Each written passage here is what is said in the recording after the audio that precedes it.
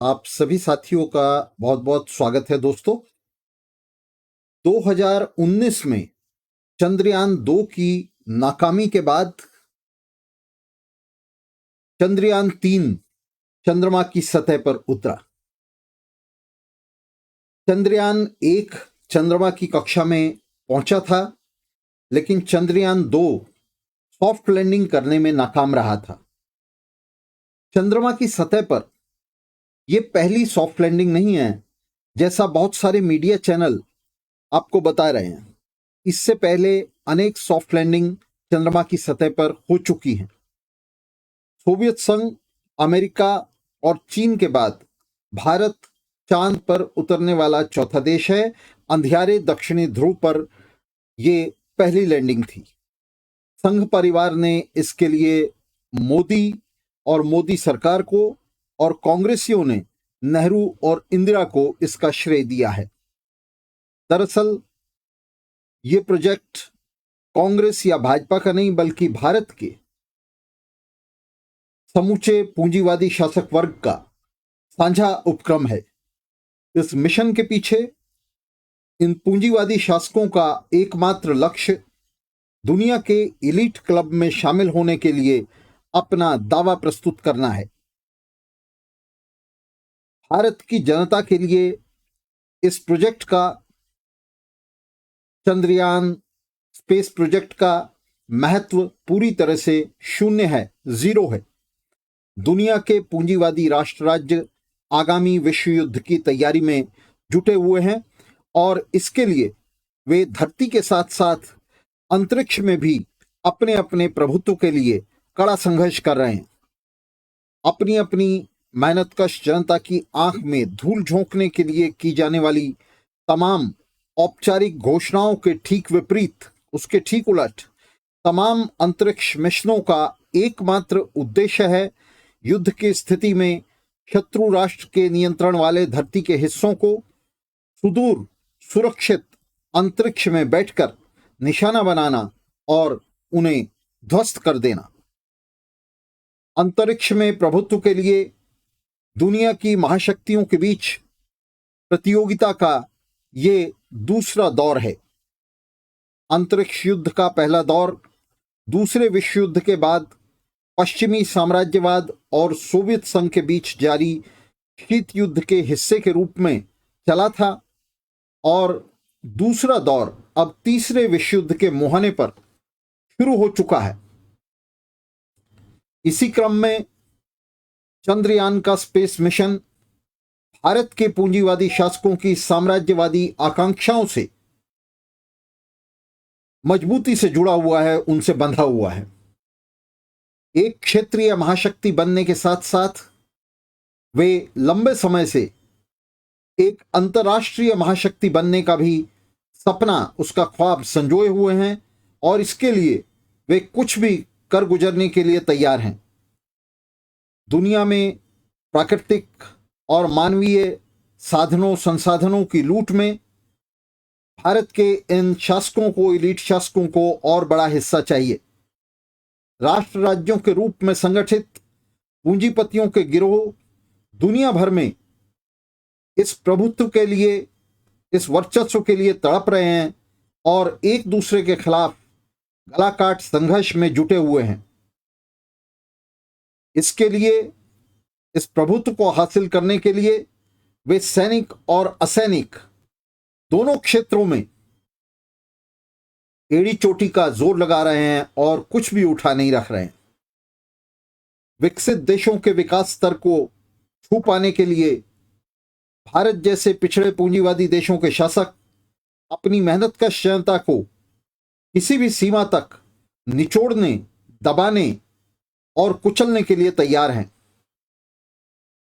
जब 614 करोड़ का यह अति महत्वाकांक्षी प्रोजेक्ट चंद्रयान 3 लॉन्च किया जा रहा था, भारत की गरीब जनता उस समय 300 रुपए किलो के भाव टमाटर खरीद रही थी। सब्जी, फल, अनाज, दलहन तिलहन में आसमान छूती महंगाई मेहनतकश जनता की कमर तोड़ रही थी। नाकाम स्पेस मिशन चंद्रयान 2 पर तो और भी ज्यादा 800 करोड़ से भी ज्यादा लागत आई थी, और उसे भी इस यान की लागत में जोड़ लें तो ये 1400 करोड़ से भी ज्यादा बैठती है। कॉरपोरेट मीडिया हमें यह कहकर बेवकूफ बना रहा है कि इसकी लागत तो एक फिल्म की लागत से भी कम है। तो फिल्मों की ये लागत, बॉलीवुड की, हॉलीवुड की फिल्मों की ये लागत कौन सा कम होती है? वे सैकड़ों करोड़ में जाती हैं और उन पर हजारों करोड़ रुपए कमाए जाते हैं। ये सब बड़े पूंजीपतियों का खेल है। और जिस तरह से हॉलीवुड और बॉलीवुड का फिल्म उद्योग बड़े पूंजीपतियों का खेल है, बड़े फाइनेंसर्स का खेल है, उसी तरह से ये स्पेस मिशन भी बड़े पूंजीपतियों और उनकी दलाल सरकारों का खेल है, जिसे जनता को उन्मत्त करके उसे राष्ट्रवाद की अफीम चटाकर उससे तालियां बजवाई जा रही हैं। विज्ञान, तकनीक और जन कल्याण के प्रति शासकों की रुचि का अनुमान इसी बात से लगाया जा सकता है कि चंद्रयान के महत्वपूर्ण हिस्से बनाने वाली रांची की PSU heavy engineering corporation HEC के कर्मचारियों को, जिन्होंने इस चंद्रयान के तमाम हिस्से पुर्जे बनाए हैं, महत्वपूर्ण हिस्से पुर्जे बनाए हैं, उन्हें 17 महीने से वेतन तक का भुगतान नहीं किया गया है। वे भूखों मरने की स्थिति में हैं। 17 महीने से उन्हें वेतन नहीं मिला। लैंडिंग के दिन मिजोरम की राजधानी आइजॉल के पास एक निर्माणाधीन पुल ढह जाने से, जिस पुल पर निर्माण कार्य चल रहा था, उसके ढह जाने से 17 मजदूरों की मृत्यु हो गई। लैंडिंग से, चंद्रयान 3 की लैंडिंग से कुछ ही घंटे पहले लुधियाना जिले में बदोवाल के एक सरकारी स्कूल में स्टाफ रूम की छत गिरने से 4 महिला अध्यापक मलबे के नीचे दब गईं, जिसमें से एक की मौत हो गई। पता चला है कि यह महिला अध्यापक चंद्रयान 3 की तस्वीर बना रही थी। यह स्कूल आम आदमी पार्टी सरकार के, पंजाब में आम आदमी पार्टी की सरकार है, और यह स्कूल उसके सबसे महत्वाकांक्षी प्रोजेक्ट स्कूल ऑफ एमिनेंस के तहत बनाया जा रहा था। ब्रिटिश चैनल GVN के एंकर पैट्रिक क्रिस्टस ने इस प्रोजेक्ट की आलोचना करते हुए कहा है कि भारत 24,000 करोड़ रुपए यानी 2.3 बिलियन पाउंड ब्रिटेन को वापस कर दे, जो ब्रिटेन ने भारत को मदद के रूप में 2016 और 21 के बीच दिए हैं। ये बहुत सारी बातें हैं जो जनता से, साधारण जनता से, आम जनता से छिपा कर रखी जाती हैं। तो ब्रिटेन से आर्थिक मदद ली है मोदी सरकार ने, भीख मांगी है उससे, एक तरह से गरीब जनता के नाम पर, गरीबी मिटाने के नाम पर। 2016 से 2021 के बीच में 24,000 करोड़ रुपए ब्रिटेन से लिए गए हैं भारत में गरीबी मिटाने के लिए।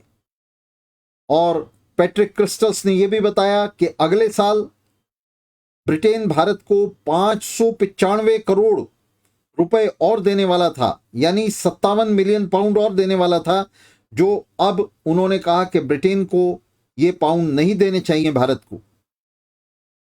पैट्रिक क्रिस्टस ने कहा कि अगर आप चांद पर रॉकेट भेज रहे हैं तो आपको ब्रिटेन से भारत में गरीबी मिटाने के लिए पैसे मांगने का कोई अधिकार नहीं है। पैट्रिक ने ऑक्सफैम रिपोर्ट के हवाले से कहा कि भारत में 23 करोड़ लोग गरीबी की रेखा के नीचे गुजर कर रहे हैं। दरअसल ऑक्सफैम रिपोर्ट ने इससे ज्यादा बताया था। ऑक्सफैम रिपोर्ट ने 29 करोड़ लोग बताए थे जो गरीबी की रेखा से नीचे गुजारा कर रहे हैं। तो उन्होंने कहा कि भारत में 23 करोड़ लोग गरीबी की रेखा से नीचे गुजर कर रहे हैं, जबकि भारत की अर्थव्यवस्था 250 लाख करोड़ यानी 3.75 ट्रिलियन डॉलर की है। मगर भारत सरकार को इन गरीबों की कोई चिंता नहीं है। नरेंद्र मोदी ये तो दावा कर रहे हैं कि अपनी अगली टर्म में वे भारत को दुनिया में तीसरे नंबर की अर्थव्यवस्था बना देंगे, 5 ट्रिलियन डॉलर की अर्थव्यवस्था बना देंगे। लेकिन वे ये नहीं बता रहे कि इसके साथ साथ भारत में गरीबी की रेखा से नीचे रह रहे लोगों का क्या होगा। अर्थव्यवस्था के बड़ा होने से सामाजिक आर्थिक विषमता नहीं निपटती, वो कम नहीं होती। ऐसे बहुत सारे उदाहरण हैं जिसमें दुनिया भर में इकोनॉमी आगे बढ़ती है, जीडीपी आगे बढ़ती है, लेकिन उसके साथ साथ सामाजिक आर्थिक विषमता भी बढ़ती है। गरीब और गरीब होते जाते हैं, अमीर और अमीर होते जाते हैं, और यही भारत में हो रहा है।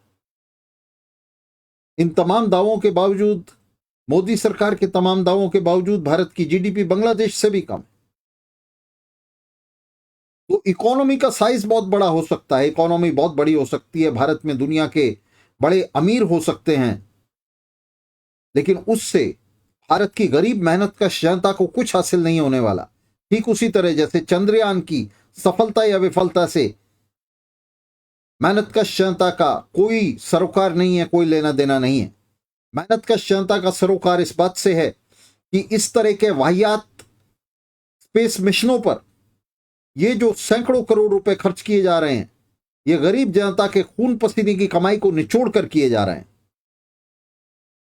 खुद ब्रिटेन के ये चैनल जीवीएन के एंकर हैं पैट्रिक क्रिस्टस, उन्होंने आलोचना की है, उन्होंने सारे तथ्य दिए हैं, और खुद ब्रिटेन ने अब तक कोई स्पेस मिशन नहीं भेजा है। लेकिन ब्रिटेन से भारत में गरीबी को मिटाने के लिए ब्रिटेन से मदद लेकर उस पैसे को स्पेस मिशन पर लगाया जा रहा है। तो यहां क्रिस्टस ठीक कह रहे हैं कि अगर भारत स्पेस मिशन भेजने की स्थिति में है तो उसे फिर यह भिक्षा नहीं मांगनी चाहिए। नरेंद्र मोदी सरकार को यह भीख नहीं मांगनी चाहिए।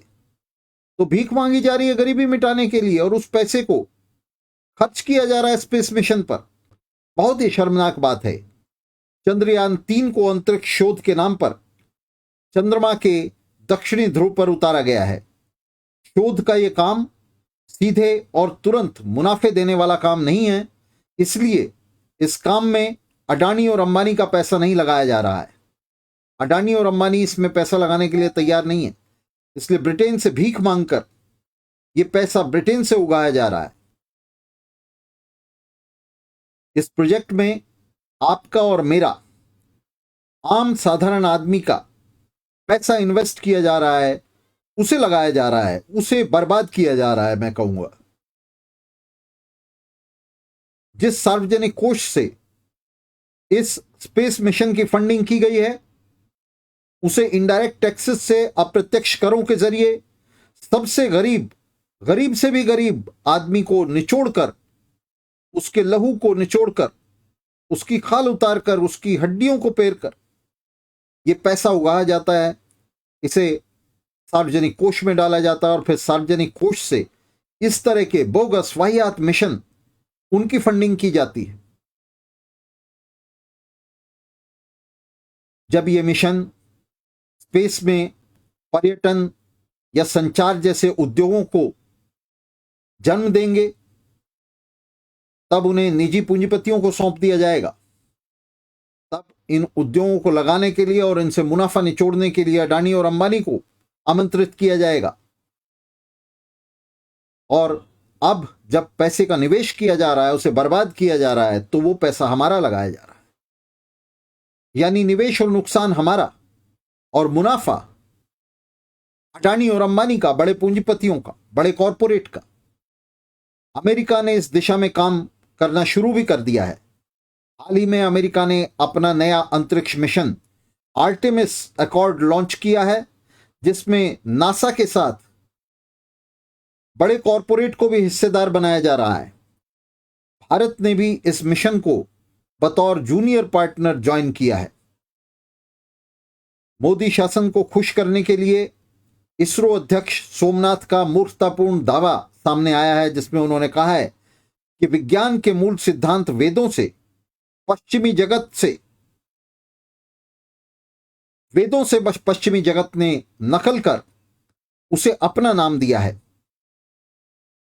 विज्ञान और तकनीक अंतरिक्ष में पहुंच रहे हैं, मगर सत्ता के शीर्ष पर बैठे लोगों का मानस, जिनमें इसरो के अध्यक्ष सोमनाथ भी हैं, नरेंद्र मोदी भी हैं, तो सत्ता के शीर्ष पर बैठे इन लोगों का मानस चौथी सदी में फंसा हुआ है। ड्रोन, रोबोट, माइक्रोचिप, जेट और बुलेट ट्रेन के युग में गाय, बंदर, वेद, पुराण और मंदिर की ओर मुंह किए खड़े ये इलीट शासक एक ऐसे बेमेल संगम का दृश्य प्रस्तुत करते हैं जो हमारी दुनिया को एक अंतर विरोधी चरित्र देता है। भारत जैसे देशों में मौजूद सांस्कृतिक पिछड़ेपन के साथ पश्चिमी आधुनिकता, विज्ञान और तकनीक का ये बेमेल संगम दुनिया के असमान मगर समेकित विकास का परिणाम है। दुनिया के अनइवन और कंबाइंड डेवलपमेंट का परिणाम है। विकास की ये विशेषता पिछड़े पूंजीवादी देशों में आर्थिक और सामाजिक विकास का केंद्रीय पहलू है और इस विकास को यह विशेषता एक विस्फोटक चरित्र देती है, क्रांति के लिए जमीन तैयार करती है।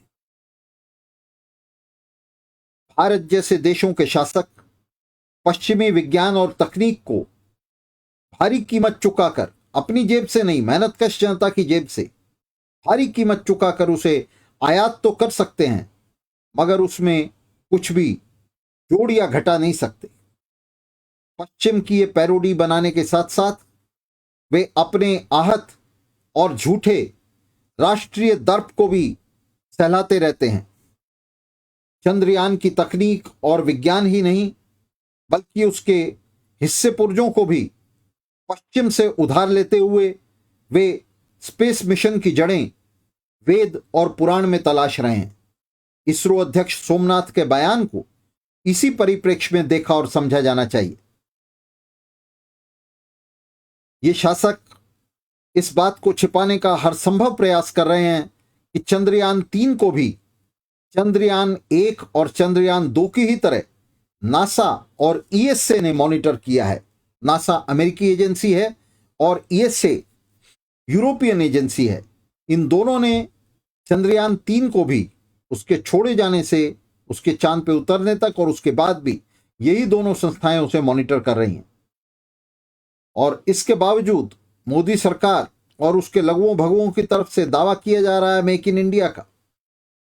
चंद्रयान का लॉन्च दक्षिण अफ्रीका में ब्रिक्स सम्मेलन और भारत में G20 सम्मेलन से ठीक पहले किया गया। इसकी बाकायदा गणना कर ली गई थी।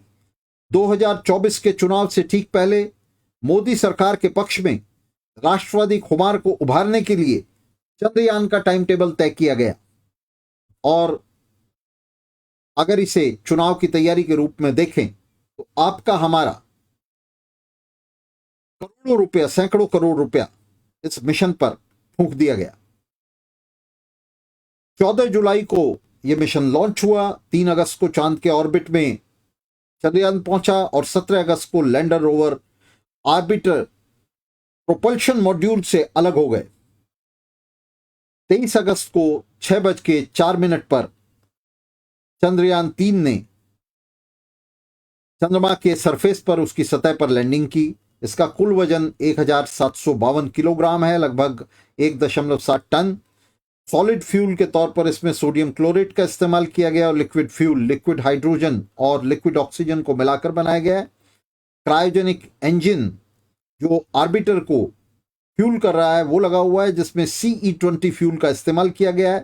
प्रोपल्शन मॉड्यूल को, ऑर्बिटर को यही फ्यूल कर रहा है। लैंडर इसमें विक्रम के नाम से लगाया गया है और रोवर को प्रज्ञान के नाम से लगाया गया है। रोवर जो है वो रोबोट है और चांद की सतह पर नेविगेशन के लिए इसका इस्तेमाल किया जाएगा। रोवर का वो चांद की सतह पर अपना काम कर रहा है। 26 किलोग्राम का है, जिसमें 6 पहिए लगे हुए हैं। ये सब बातें आप जानते हैं, मैं इन पर ज़्यादा एम्फेसिस नहीं दे रहा हूँ। दोनों चांद की सतह पर सक्रिय हैं। इसकी लाइफ, मिशन की लाइफ, जो रोवर है उसकी मिशन की लाइफ 14 दिन है, यानी 1 चंद्रमा दिवस। क्रायोजेनिक इंजन से लैस ऑर्बिटर प्रोपल्शन मॉड्यूल चांद के चक्कर लगाता रहेगा। इसमें 150 किलो फ्यूल अभी बचा हुआ है। चंद्रयान 1 22 अक्टूबर 2008 से 29 अगस्त 2009 तक सक्रिय था। 1380 किलो का था ये और 2 साल का अपेक्षित समय ये पूरा नहीं कर पाया था, उससे पहले ये कोलैप्स कर गया था। चंद्रयान 2 22 जुलाई 2019 को लॉन्च हुआ था और ये दक्षिण ध्रुव पर इसे उतरना था, जहां ये नहीं उतर पाया था, फेल हो गया था, असफल हो गया था। उसकी असफलता के बाद अब ये तीसरा चंद्रयान 3 छोड़ा गया और इन दोनों का खर्च मिलाकर 1400 करोड़ रुपए से ज्यादा का बैठता है। दूसरे विश्व युद्ध के बाद अंतरिक्ष में प्रभुत्व के लिए महाशक्तियों के बीच छिड़ी जंग का अपने आप में बहुत ही लंबा इतिहास है, जिसमें क्रूड मिशन भी भेजे गए हैं, यानी मानव सहित मिशन भेजे गए हैं, और मानव रहित रोबोटिक मिशन भी भेजे गए हैं। Space craft, space shuttle, sky lab और स्पेस स्टेशन जैसे बहुत सारे इसमें जो यंत्र हैं उनका इस्तेमाल किया गया है। लूना एक रूस का लूना एक जो सबसे पहले जिसे चांद पर भेजा गया था, वो चांद तक नहीं पहुंच सका था। धरती और मंगल ग्रह के बीच वो फंस कर रह गया था और आज भी वहां स्थापित है। लूना 2 ये भी रूसी मिशन था और 13 सितंबर 1959 को ये चांद की सतह पर उतरा था। इसी तरह से लूना 3 रूसी मिशन था जो 1959 में जिसने तस्वीरें भेजी थी और चांद के छिपे हुए हिस्से की तस्वीरें भेजी थी। हालांकि ये तस्वीरें काफी ब्लर्ड थी और इनसे ज्यादा कुछ हासिल नहीं हो सका। इसी तरह लूना 4 रूस का मिशन था जो असफल हो गया और धरती के ऑर्बिट में ही फंस कर रह गया। लूना 5, 6, 7, 8 ये सब असफल मिशन थे। लूना 9 ने 1966 में सॉफ्ट लैंडिंग की थी, रूसी मिशन था।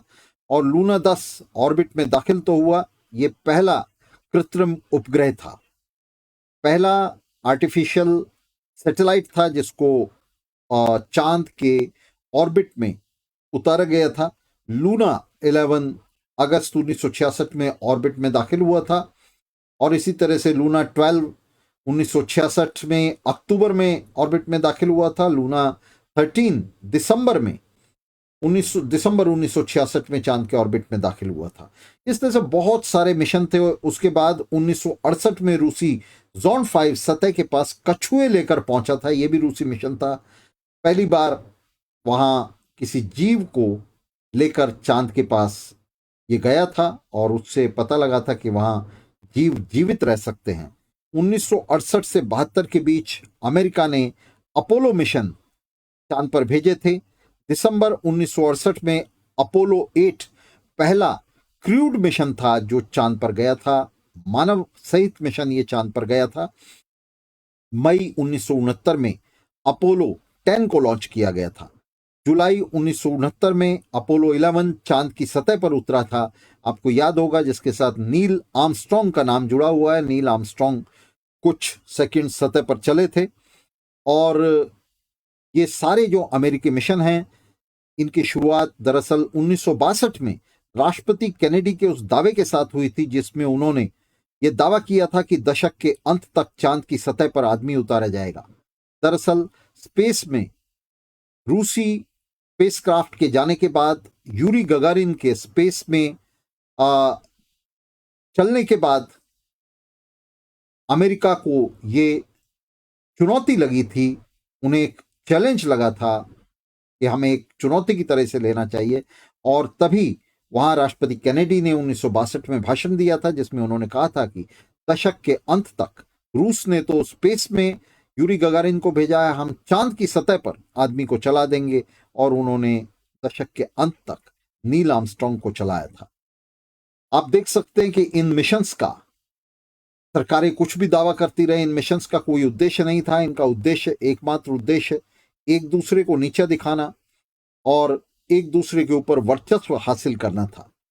6 और मिशन इसके बाद चांद पर भेजे गए जिनमें से 5 सफल रहे, 1 असफल रहा।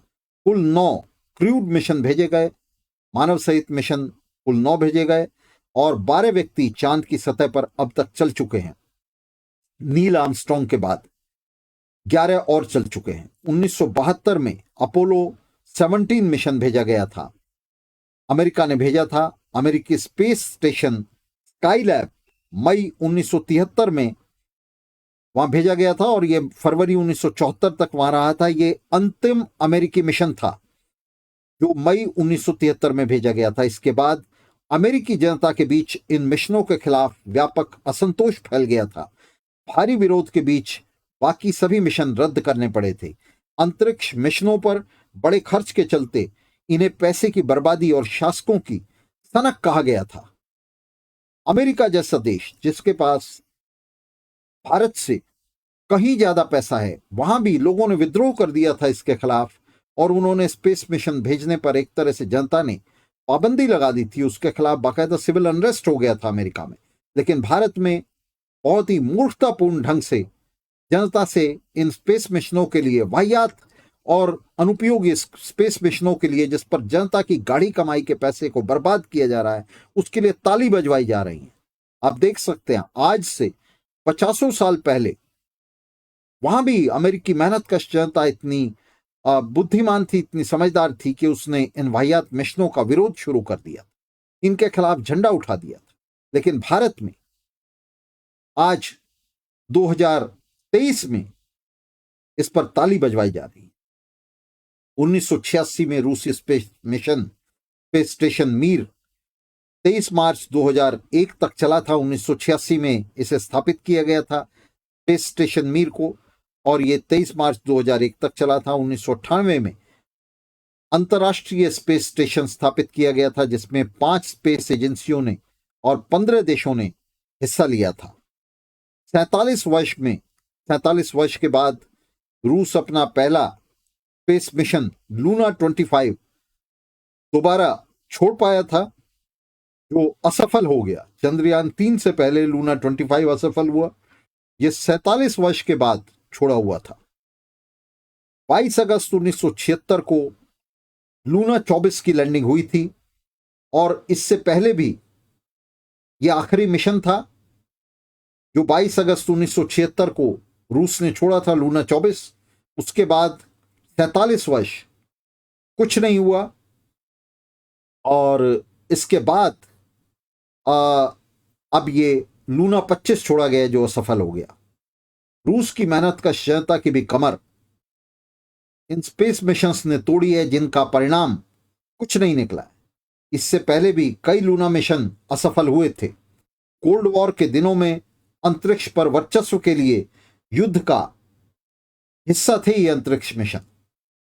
दुनिया की मेहनत का जनता को इन स्पेस मिशन से कुछ भी आज तक हासिल नहीं हुआ। उसके श्रम को लूटकर जमा किए गए टैक्सों से इन वाहियात स्पेस मिशनों को सींचा जा रहा है, जिनका एकमात्र उद्देश्य अंतरिक्ष में बड़े पूंजीपतियों का वर्चस्व कायम करना है। भेड़ों की तरह मेहनतकश जनता की ऊन उतारी जा रही है और उसी से ताली बजवाई जा रही है। धरती को पूंजीपतियों के इन गिरोह ने आपस में राष्ट्र राज्यों के नाम पर बांट लिया है, और अब धरती पर एक दूसरे से छीना झपटी करने के लिए और स्पेस को, अंतरिक्ष को आपस में बांटने के लिए ये अंतरिक्ष मिशन जो हैं इनका उपयोग किया जा रहा है। ये बिल्कुल निश्चित है कि बूर्जुआ राष्ट्र राज्य चाहे ये दावे जो भी करें, इन स्पेस मिशंस को ये किसी भी तरह से जन कल्याण के लिए, लोक कल्याण के लिए, जनता के उपयोग के लिए इन स्पेस मिशंस का वो नहीं छोड़ रहे हैं, इन स्पेस मिशंस का इस्तेमाल नहीं कर रहे हैं। इनकी रचना किसी भी तरह से लोक कल्याण के लिए नहीं है, बल्कि आगामी युद्ध के लिए है। जो तीसरा विश्व युद्ध आ रहा है, जो दृष्टिगोचर हो रहा है, दिखाई दे रहा है, उस तीसरे विश्व युद्ध में वर्चस्व हासिल करने के लिए, उस तीसरे विश्व युद्ध की तैयारी के हिस्से के तौर पर दुनिया के पूंजीपतियों के गिरोह इन स्पेस मिशंस का सहारा ले रहे हैं, इन्हें छोड़ रहे हैं, इन्हें तैयार कर रहे हैं, और जनता को, अपनी मेहनत का जनता को बेवकूफ बनाते हुए उसकी जेब से पैसा निकालकर, सार्वजनिक कोष से पैसा निकालकर इनकी फंडिंग कर रहे हैं और जनता को बेवकूफ बना रहे हैं, उसे अपने इन मिशंस के पीछे बांध। मेहनत का जनता को इन स्पेस मिशंस का जो युद्ध की तैयारी के हिस्से के तौर पर किए जा रहे हैं, उसी तरह से विरोध करना चाहिए जिस तरह से इन राष्ट्र राज्यों द्वारा, पूंजीपतियों के इन गिरोहों द्वारा जमा किए जा रहे हथियारों के जखीरों का विरोध करना चाहिए। ये स्पेस मिशन, ये हथियार मेहनत का जनता के किसी भी काम के नहीं है। ये उसी की तबाही के लिए इकट्ठा किए जा रहे हैं। ये इलीट शासक धरती को तबाह करेंगे, उस पर नाभिकीय युद्ध करेंगे, और इन स्पेस क्राफ्ट्स में बैठकर, दूसरे ग्रहों पर बैठकर, चंद्रमा पर बैठकर टेलीस्कोप से उसे देखते हुए ताली बजाएंगे। धरती पर तबाही को देखते हुए जो न्यूक्लियर नाभिकीय हथियारों से होगी, पूरी धरती जलेगी उससे। उस तबाही को देखते हुए ये नीरो की तरह, सम्राट नीरो की तरह चंद्रमा पर बैठकर बंसी बजाना चाहते हैं।